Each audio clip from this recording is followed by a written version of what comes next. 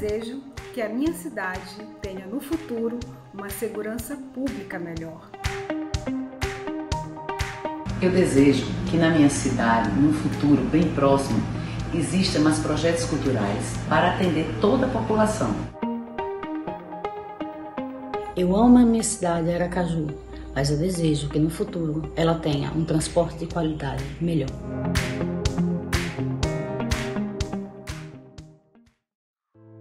A cidade é a tentativa mais bem-sucedida do homem de refazer o mundo em que vive, mais de acordo com os desejos do seu coração. Mas se a cidade é um mundo que o homem criou, é também um mundo onde ele está condenado a viver daqui por diante. Assim, indiretamente e sem ter nenhuma noção clara da natureza da sua tarefa, ao fazer a cidade, o homem refez a si mesmo.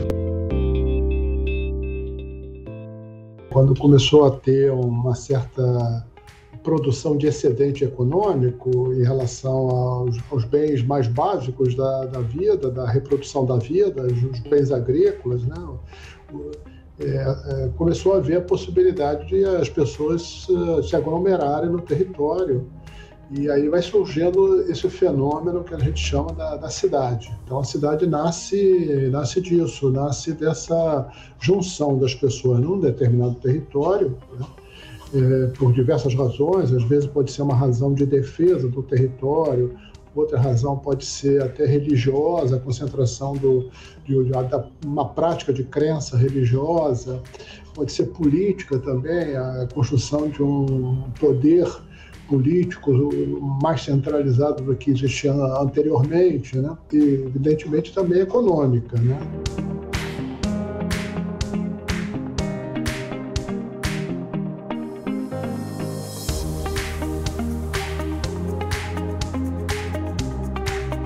A gente teve uma virada na década de 80, quando as cidades passam a ter mais população do que a zona rural, e isso trouxe um impacto muito grande para as cidades, porque a grande maioria das cidades brasileiras não estavam planejadas para isso, para absorver essa população.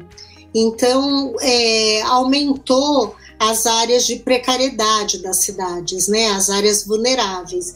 Então a gente teve um aumento muito grande das periferias, das favelas nas cidades brasileiras, né, e sem a devida infraestrutura para acolher essa população nas cidades. A cidade, primeiro, ela tem que ser boa de morar para todo mundo, porque em todas as cidades brasileiras, me arrisco até a dizer, cidades do nosso ambiente latino-americano, todas elas têm partes boas de morar e partes ruins de morar.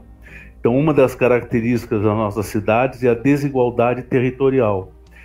Acredito que uma das metas do planejamento deveria ser reduzir essa desigualdade territorial, que ficou mais escancarada ainda com a história da pandemia, né? A gente tem quase 6 mil municípios no Brasil que são muito diferentes.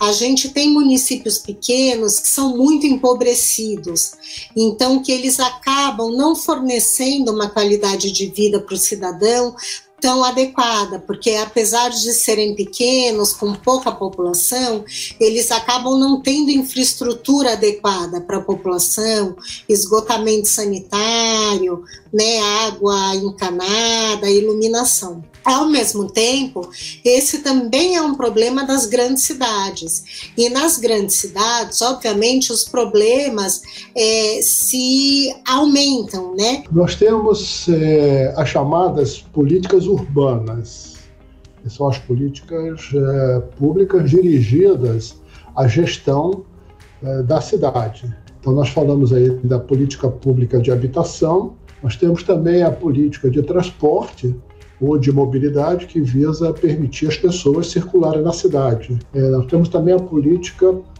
de regulação do uso e ocupação do território, do espaço, do solo urbano. Nós temos também a política do meio ambiente, que visa controlar o uso, os efeitos da natureza desse processo de urbanização. Como a gente vai integrar esse uso do solo, criar uma interface nas cidades? Então, quanto uma cidade menos murada, uma cidade mais sustentável, mais viva, com mais qualidade de vida, pensando também nessas integrações das habitações de interesse social, sendo providas dentro das nossas cidades. Então a gente tem uma cidade planejada, ela tem que conseguir pensar em ser policêntrica, então ter diferentes centros, não ter uma região da cidade que todo mundo se desloca, e que tenha e preveja a priorização de uma mobilidade sustentável. O direito à cidade, ele traz a ideia de um direito coletivo e que engloba, então, uma série de direitos, né? Alguns desses direitos estão previstos no artigo 6º, né, da Constituição Federal, que a gente trata dos direitos sociais. Então, o direito à moradia, né, eu diria que é um desses fundamentais, o direito à segurança, ao transporte, ao lazer, mas não é só, né, o uso equitativo das cidades, né? Quando a gente fala de direito à cidade, a gente pensa aí no encontro do diferente, o encontro dessa diversidade que está presente nas cidades e um encontro harmonioso, onde cada um possa ter o seu direito respeitado. A cidade, ela deve ser pensada, construída para acolher todos os cidadãos de forma igualitária, com justiça social. Então, que todas as raças, credos, qualidade de renda da população, homens, mulheres, né, gêneros diferenciados, eles sejam acolhidos de forma diferenciada na cidade. Tem um bem-estar social e tem um bem-estar urbano, ou seja, o bem-estar que você alcança por acessar a esses recursos que são necessários à vida na condição urbana, né?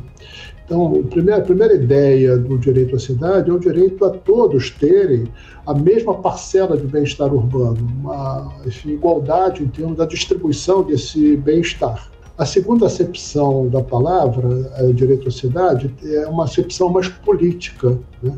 Que é a ideia de que sobre a cidade, sobre o destino dessa coletividade que vive na cidade, nós deveríamos ter um sistema político que permitisse a todos participarem das decisões a respeito do destino, daquilo que se faz na cidade.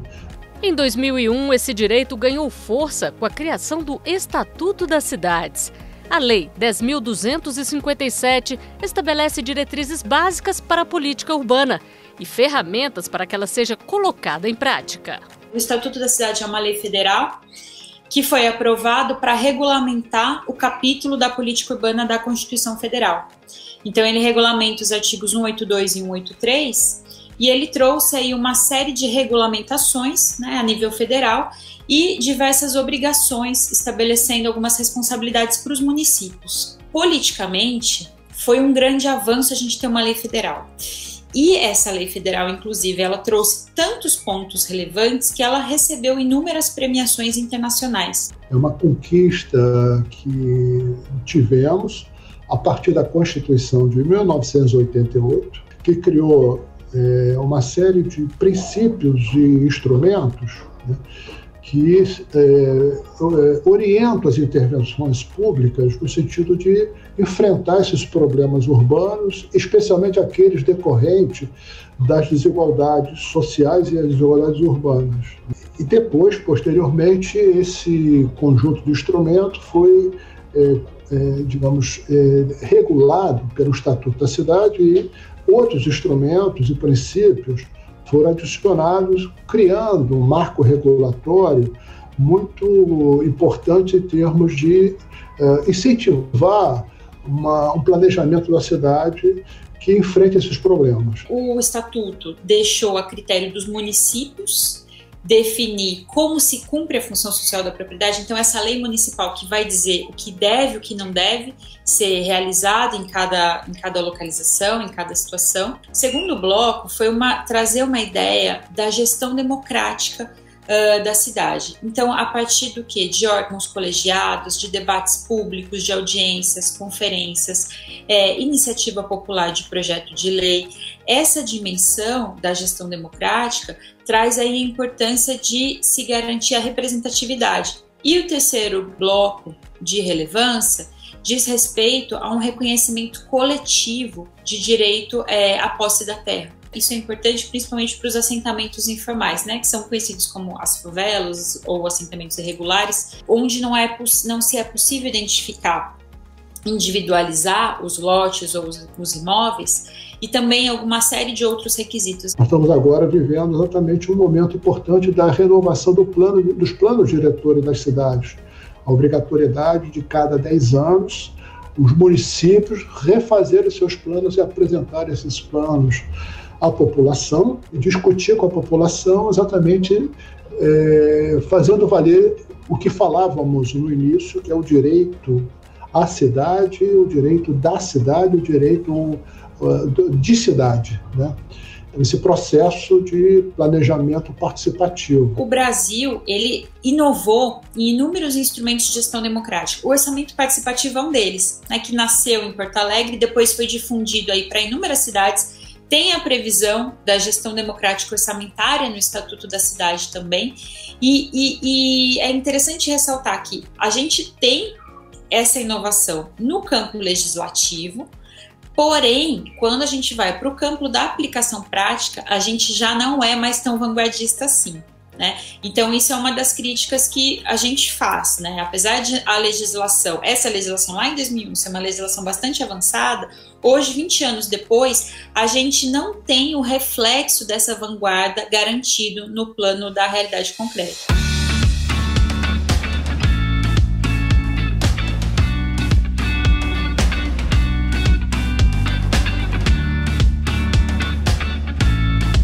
O direito à moradia é um dos direitos, é uma das dimensões do direito à cidade bastante fundamental, porque sem você poder morar na cidade, você não pertence à cidade, você não tem condição de usar a cidade, de ter acesso à cidade, de usufruir desse bem-estar urbano, né? Pensar a moradia envolve também pensar onde essa moradia vai estar localizada. Então, quais são as políticas públicas, quais são as infraestruturas que vão estar disponíveis para essas pessoas, né? Isso é uma questão, né?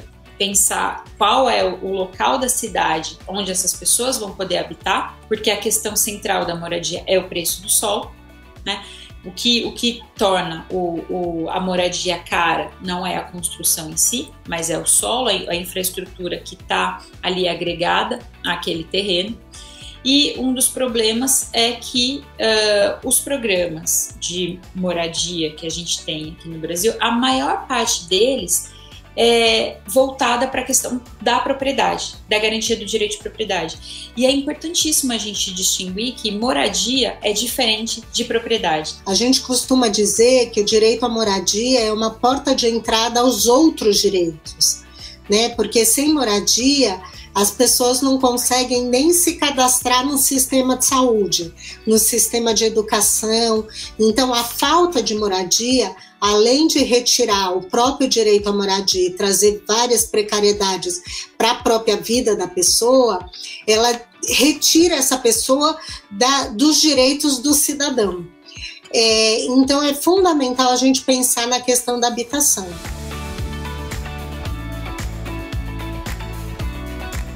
O censo 2010 mostrou que só 33% da nossa população tem esgotamento sanitário nos seus domicílios, né? É muito pouco, é 1/3 da população. A gente tem que ter um esforço maciço de implantação de infraestrutura, mas não só para retirar os dejetos de dentro dos domicílios, mas também para tratar esses dejetos, para que eles não poluam nossa natureza. Desigualdade é, sem dúvida nenhuma, o tema assim, mais central da cidade.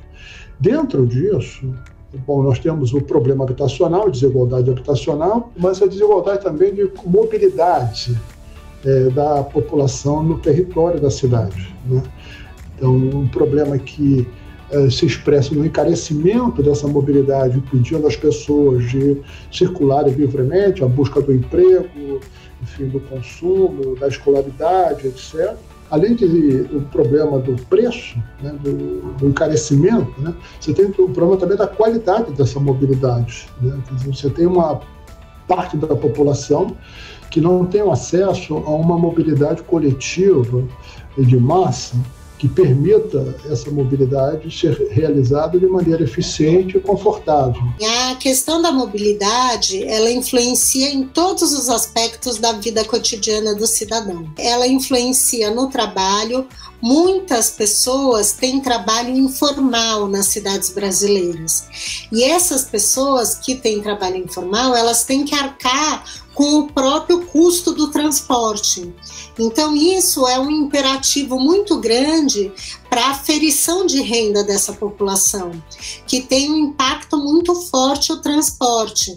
Então, muitas vezes, ou as pessoas com trabalho informal, ou as pessoas desempregadas em busca de trabalho, elas são muito impactadas pelo preço e pela falta de acesso ao transporte mais livremente. A gente tem os preceitos aí da Lei de Mobilidade Urbana de 2012, que já falam sobre a necessidade da priorização dos transportes ativos, depois dos coletivos, em detrimento do transporte individual, para pensar no maior acesso das pessoas às cidades. Então, com essa ideia, a gente já vai tornando os transportes mais limpos e eficientes, e ainda a gente tem cada vez mais viável tecnologias limpas. E quando a gente está falando dos sistemas de transporte coletivo, a gente fala da eletrificação das frotas, que hoje é a tecnologia mais madura que a gente tem de zero emissões ao longo da operação dos sistemas de transporte. A gente tem os dados da Organização Mundial da Saúde que estimam que no Brasil aproximadamente 51 mil pessoas morrem ocasionadas por poluição do ar. Essa poluição do ar muitas vezes gerada nos centros urbanos pela combustão dos veículos. Então, quando a gente tem menos veículos de combustão que geram os poluentes locais, que geram essas doenças cardíacas e cardiovasculares e respiratórias, que geram essas internações que eu comentei, melhora a qualidade de vida da cidade como um todo, melhora a vida nas nossas cidades. São cidades que já resolveram os problemas básicos: habitação, transporte, mobilidade, saneamento, água, esgoto, lixo, né? Então, você tem diferenças entre as cidades que tem a ver, às vezes, muito mais com, às vezes, a sociabilidade, né? Cidades que são mais ricas nessa sociabilidade, né? Às vezes a cultura urbana, né? Então, isso vai também muito da percepção de quem está olhando essas cidades, né?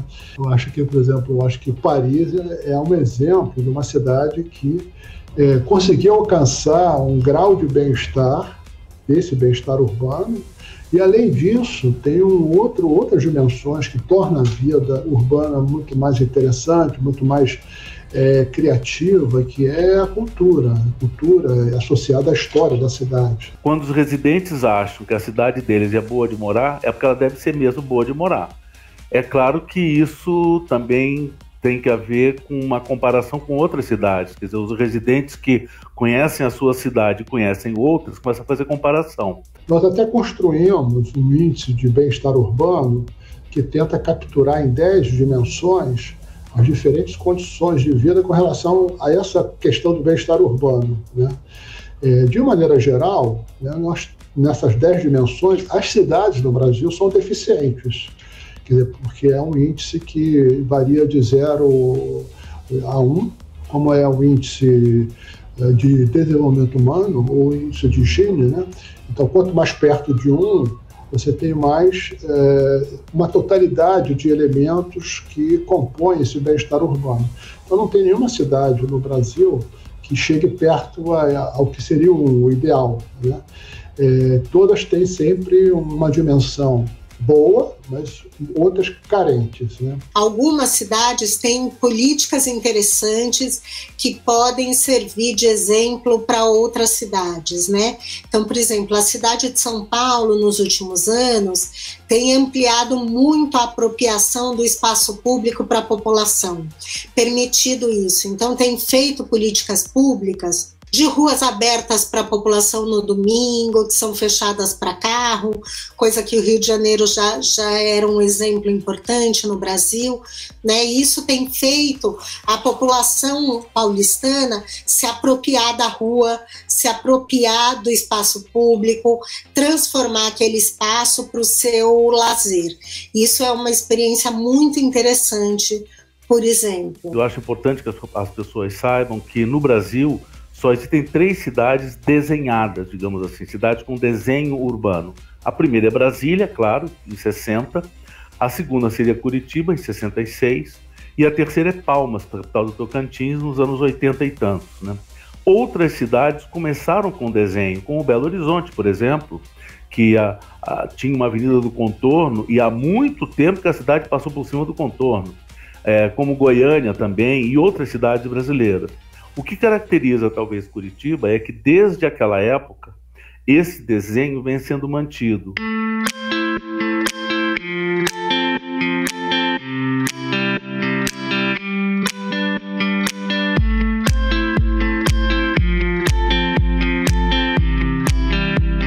É um processo que vem acumulando e se aperfeiçoando há muito tempo. Começando lá atrás, em 65, quando foi primeiro feito o plano diretor da cidade e, ao mesmo tempo, foi criado o Instituto de Planejamento. O Instituto foi criado para detalhar e implantar o plano, e o plano é a regra geral de orientação ao desenvolvimento da cidade, inclusive para nortear as prioridades de investimento público. A proposta básica do plano era que a cidade se expandisse onde pudesse, é claro, respeitadas a geomorfologia da cidade, a parte ambiental, os rios verdes, etc., mas principalmente que ela se adensasse apenas em alguns eixos, dentro dos quais correria um transporte público massivo.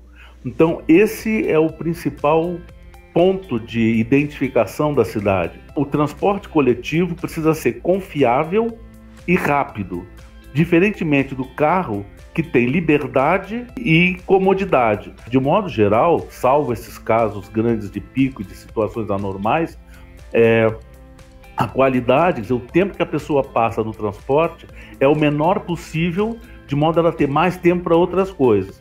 E se esse ônibus ainda vai ser não poluente, melhor ainda, porque contribui com a qualidade do ar. Nada impede que a população possa se satisfazer próximo de sua casa. Essa é uma outra regra que nós temos dentro da legislação de zoneamento de uso do solo, que já vinha sendo praticado lá atrás em 70, que era reclassificar os usos do solo de modo a que os pequenos negócios, né, as coisas de pequeno porte, de ação imediata em relação à casa, tipo padaria, confeitaria, hortifruti granjeiro, café e outras coisas assim que você precisa de todo dia, se forem de pequeno porte, ou seja, até 400 metros quadrados, pode ficar em qualquer lugar da cidade. A intenção é aquela história de valorizar o bairro, quer dizer, fazer com que a pessoa que quiser ficar dentro do bairro e não precisar sair do bairro, não saia. Eu acho que essa é a principal característica dessa evolução. A gente ter continuidade, sem continuismo, mas o desenho ser mantido reiteradamente, muita discussão com a população e, ao mesmo tempo, claro, o reconhecimento da própria população. O reconhecimento externo é bem-vindo, é interessante, mas o mais importante é o reconhecimento de quem mora aqui, vive aqui, paga os impostos aqui.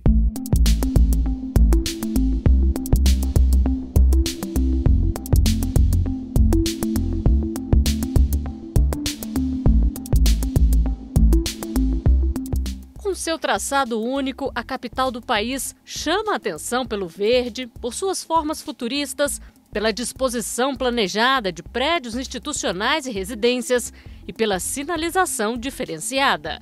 A nossa preocupação básica, né, foi não interferir na paisagem da cidade, mas se integrar a essa paisagem. Nós adotamos, à época, né, um manual interamericano de sinalização, né, que era o único documento assim, né, que nós tínhamos como referência para padronizar a questão cromática, né? O verde simbolizando as placas direcionais, o azul é a identificação local, e depois de alguns anos, né, surgiu uma codificação que é internacional para os sinais turísticos, que são os elementos de fundo marrom, né, e inscrições em branco. Existe um outro elemento no sistema que tem fundo branco com letras pretas, que nós chamamos de educativas, né, que dão informações, né, sobre destinos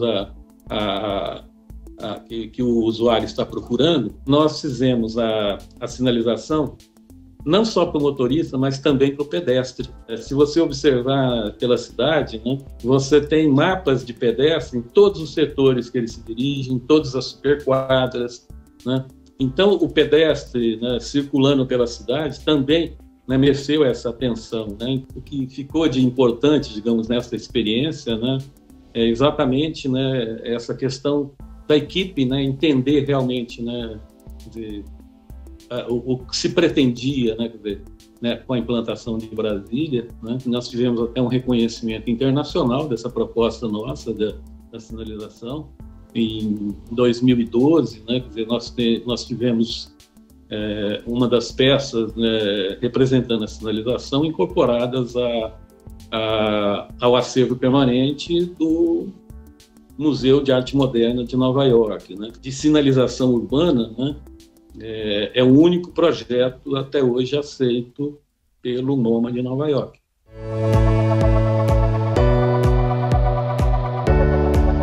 Tem uma infraestrutura moderna, adequada, mas principalmente a qualidade de vida por morar aqui, por ter esses parques, por ter academias ao ar livre, por ter bosques, a gente realmente consegue ter uma qualidade de vida melhor. Temos mais de 1000 fábricas e indústrias dentro da cidade. Isso favorece principalmente para os moradores que aqui estão, porque não precisam se deslocar para outras cidades para ter que trabalhar, né? Então a própria cidade consegue ser autossustentável também no emprego. É um povoado muito bom, todo mundo conhece todo mundo, é muito calmo. A gente costuma ficar na frente da casa à tardezinha, batendo papo. Tem muitas vantagens, porém tem muitas desvantagens também. O mais difícil é quando se trata de saúde, porque a gente tem que estar preparado para, se precisar, sair correndo e esperar chegar até Feira de Santana. Para quem quer estudar, quem sonha com faculdade, na minha cidade não tem que ir embora para Feira de Santana. Trabalho também é muito difícil.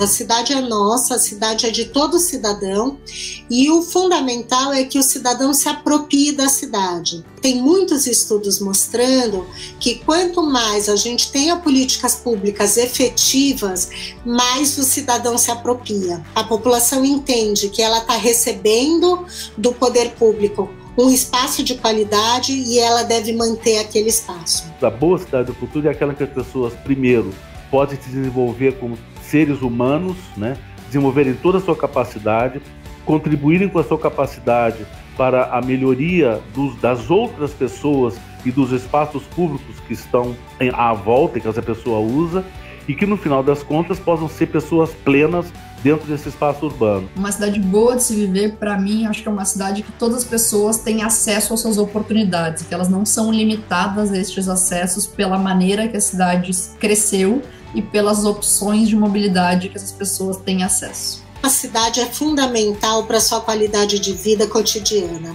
E como a transformação da cidade depende de políticas públicas efetivas, eficientes. Então eu acho que cada vez mais a população vai estar entendendo esse aspecto e cobrando, fazendo pressão. Ainda falta muito, mas que cada vez mais a gente tem tido reivindicações e tem tido uma população consciente de que o direito à cidade é fundamental e como conquistá-lo.